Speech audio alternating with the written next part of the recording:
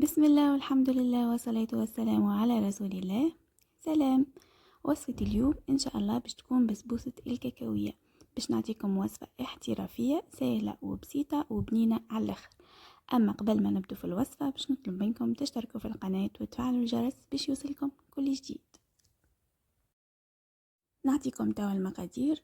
لهنا عندي 250 جرام سميد متوسط، 100 جرام ياغورت، 100 جرام سكر، 100 جرام كاكاوية بقشرتها مكوشة ومرحية، عظمتين معاهم شوية فاني، و90 جرام زيت، وعندي مغرفة كبيرة ماء عطرشية، وباكو خميرة حلويات الوزن متاعه 10 جرام.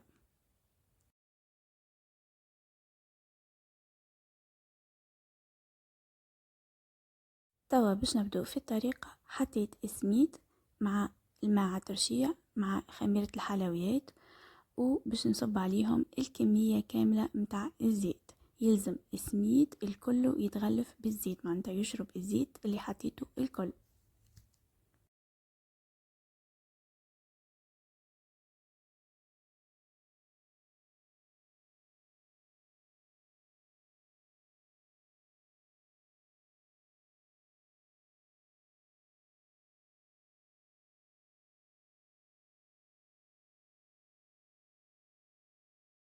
وتوا زدت كمية الكاكاوية، وباش نزيد كمية السكر اللي عندي ونخلط، وباش نزيد بقية المكونات اللي هما العظم والفاني والياغورت.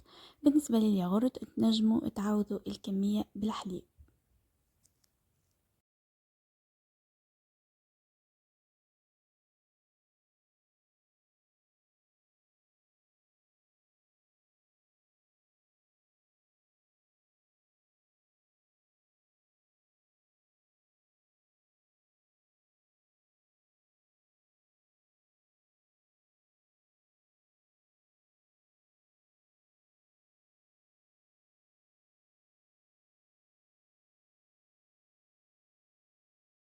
بعد ما باش نخلط البسبوسة يلزمها تتخلط بالباهي باش ما يبقاش السميد متكتل.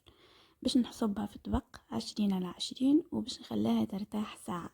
بعد ما ترتاح ساعة باش نزين الوجه متاعها بكاكاوية مهروشة وندخلها للفور 160 درجة لمدة 20 دقيقة، والفور يشعل من فوق ومن اللوطة.